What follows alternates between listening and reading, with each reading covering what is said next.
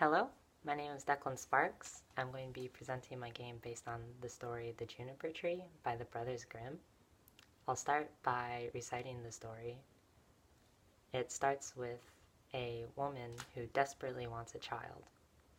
So to accomplish this, she goes out to the juniper tree behind her house and cuts her hand and lets her hand bleed into the snow and wishes for a child as white as snow and red as blood.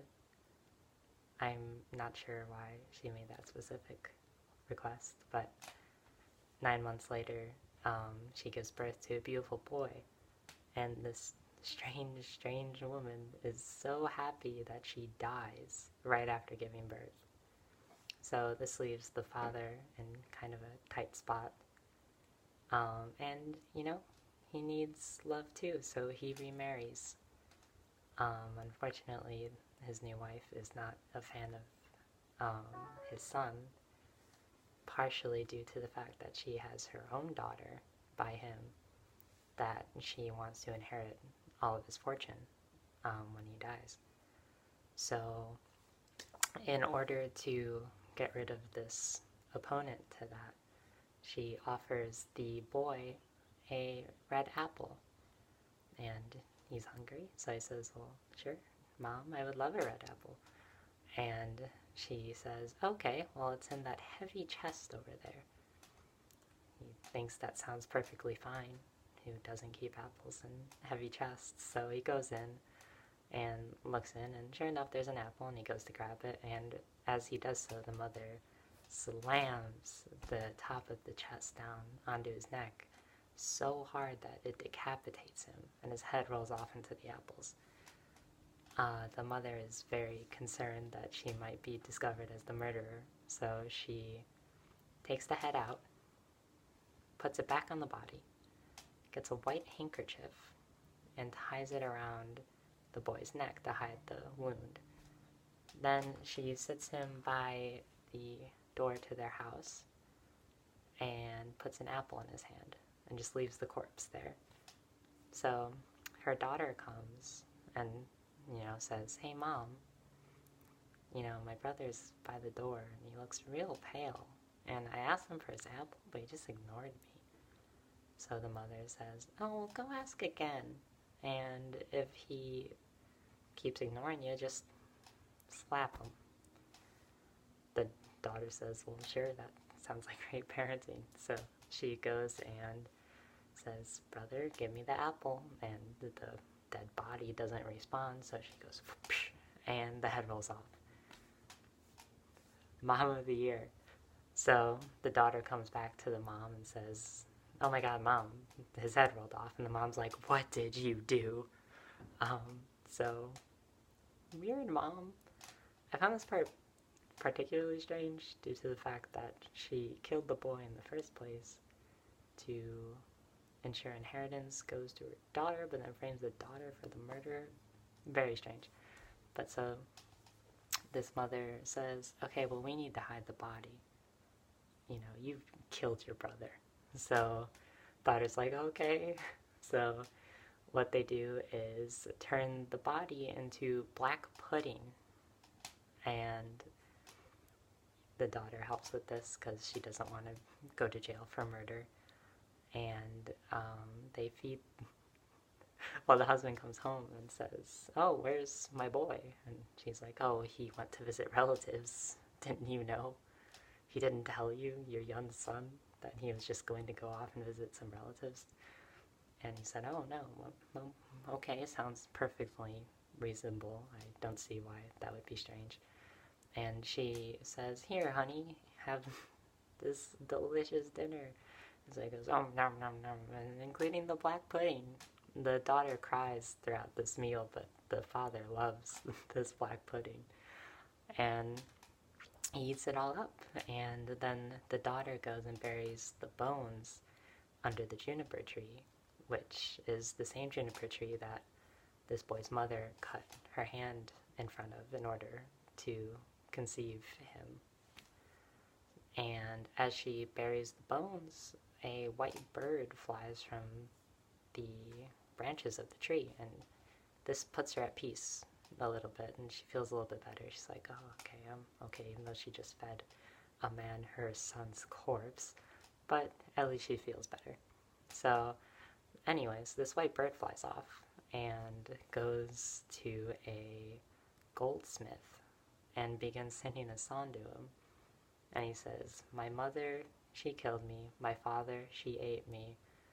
My sister, she wept for me. So that's my mother, she killed me. My father, she ate me. My sister, I messed up. My mother, she killed me. My father, he ate me. My sister, she wept for me. That was the song. And the goldsmith hears this and goes, oh my god, what a beautiful song. Of course it was. So the bird says, well, I'll sing it for you again. If you give me a gold necklace. Apparently the song is worth a gold necklace, because the goldsmith says, well, okay. And he sings it again. My mother, she killed me. My father, he ate me. My sister, she wept for me. So the goldsmith says, well, a deal's a deal. Here's your gold necklace. And so he takes the gold necklace, and then he flies off to a shoemaker and says the same thing. He sings, my mother, she ate me. My mother, she killed me. My father, he ate me. My sister, she wept for me. And the shoemaker's like, oh my god, what a beautiful song. This is a very weird town. And the bird says, well, I'll sing it for you again if you make me a pair of red shoes. And he says, well, that sounds perfectly reasonable. And so the bird says, my mother, she killed me. My father, he ate me. My sister, she wept for me. And he gives this bird a pair of shoes. So this bird's now carrying a gold necklace and a red pair of shoes. And he flies off to a blacksmith now and sings, my mother, she killed me. My father, he ate me. My sister, she wept for me. And the blacksmith says, what a beautiful song. Again, this town is very strange. And the bird's like, well, I'll sing it again if you give me a millstone, which is a round stone used for sharpening weapons. And the blacksmith says, well, yeah, sounds awesome, totally deal.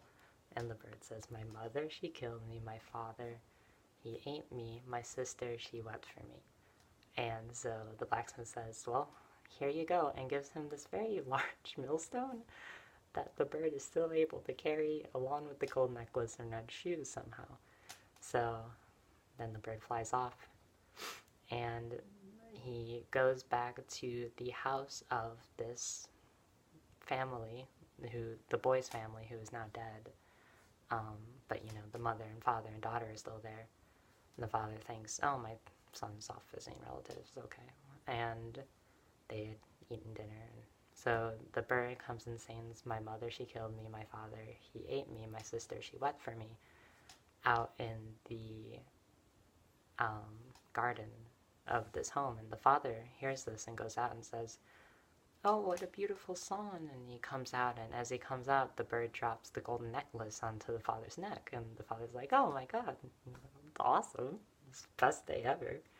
And then the sister comes out, and she hears it too.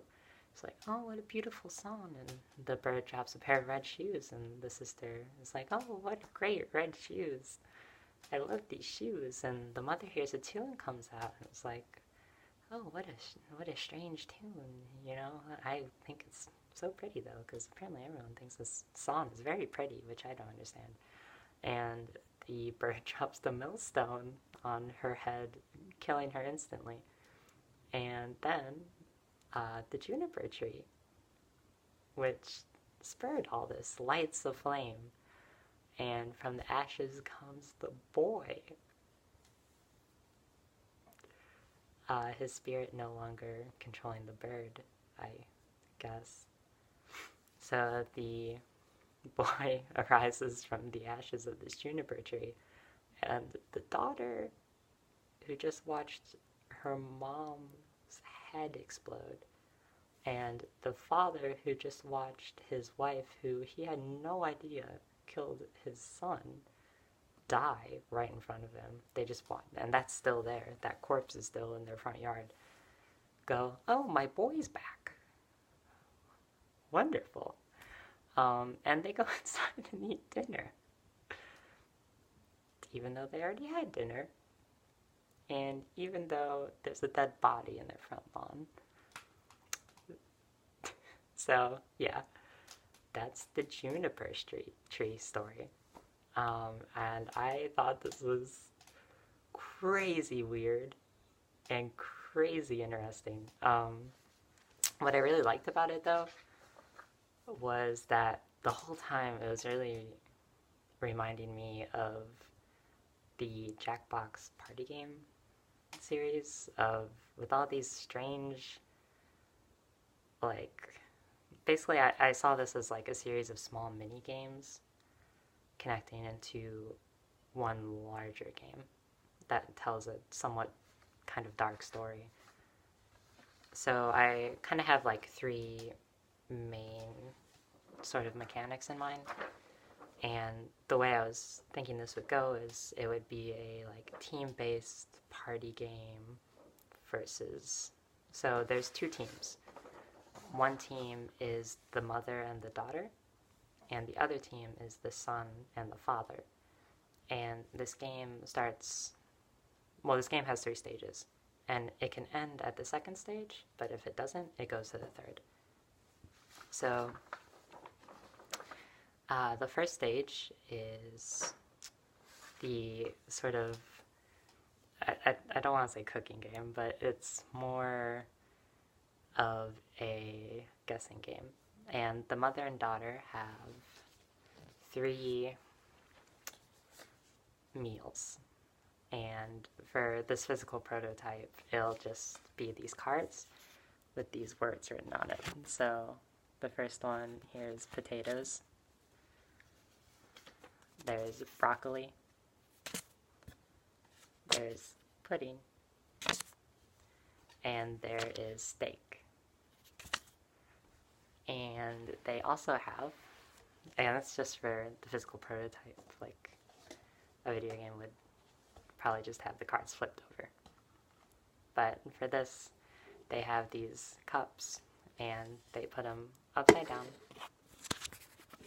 and put each of these, without showing the father or the son which, meal, which piece of food is on each one. So total mystery to them. They put them under these cups. And then there's 4 cups total. Well, there's 3 cups. And the father, and they keep, so, okay, let me explain. Mother and daughter have,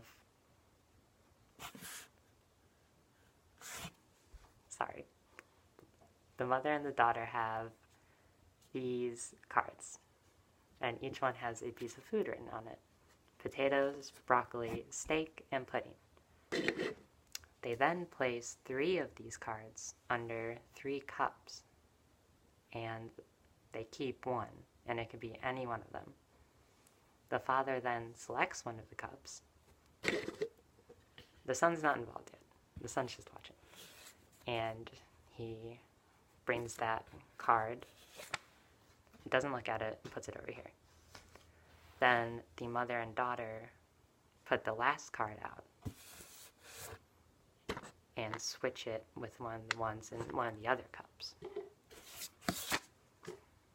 And then the father has to pick another one.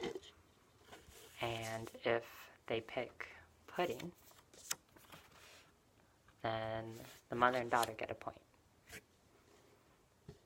If they don't pick pudding, then the father and son get a point. And that's the first stage of the game. Then we move on, and this more involves the board, which I'll show you now. And I went for kind of a, this is all clip art, a creepy gothic style kind of board, and that tree there, like Victorian Gothic, and that tree is a juniper tree. So you place the board down, and you'll notice on the bottom are these 4 squares.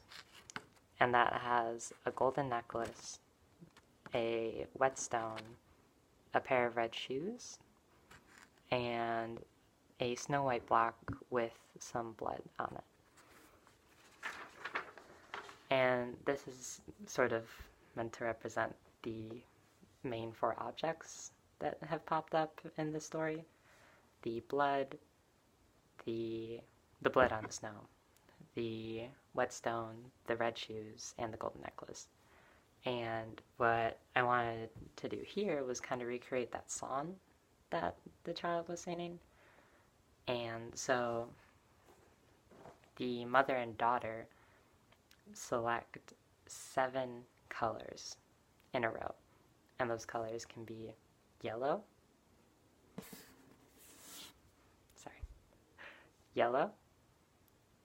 red, white, and gray. And then they select those in they select those 4 colors in an order 7 times. So there has to be 7 selections of those 4 colors.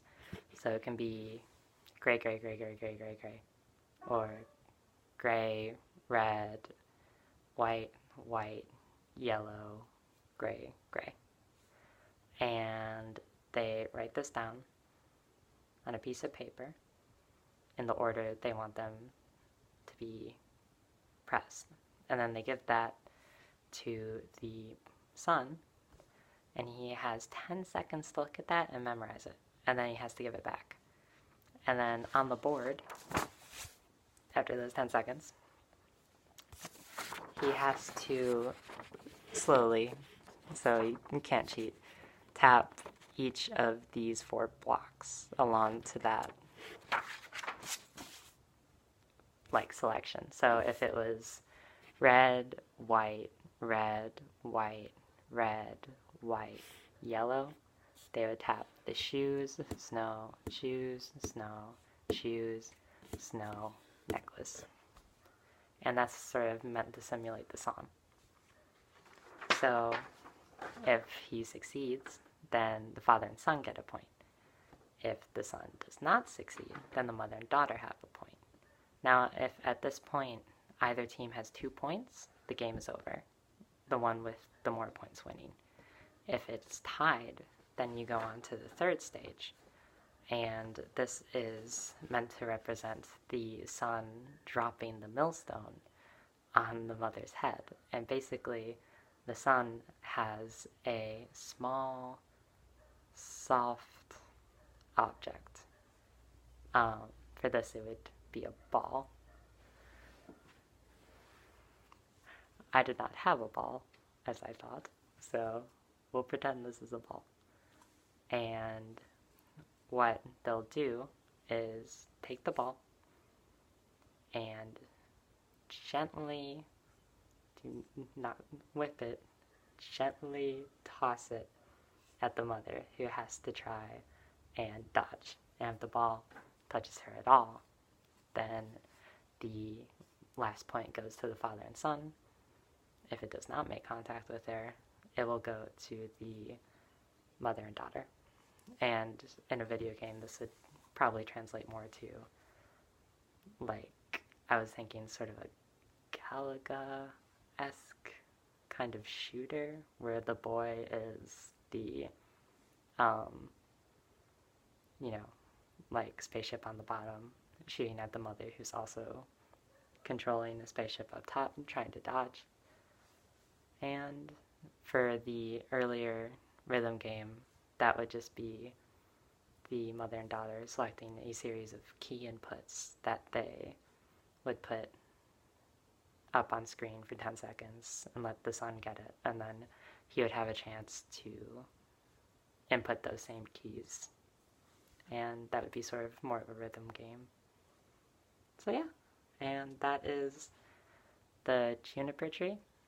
Again, it's pretty inspired by a Jackbox party game, where it's one game full of 3 stages of mini games. and very, I mean, the story is very dark, but at the same time sort of comical, which is what made me think of some of the more horror-themed Jackbox party games. Like, it's just such a strange story, but with these very dark moments involved. And I definitely got this theme of like Victorian Gothic architecture and like just blood splattered all over the snow, decapitated heads. It's very Frankenstein. It's strange. So I hope this game would sort of represent that, along with the tense feeling of this battle between the son and the mother. Sort of battle of wits, I suppose. But yeah, so I hope I accurately recreated that. Thank you very much.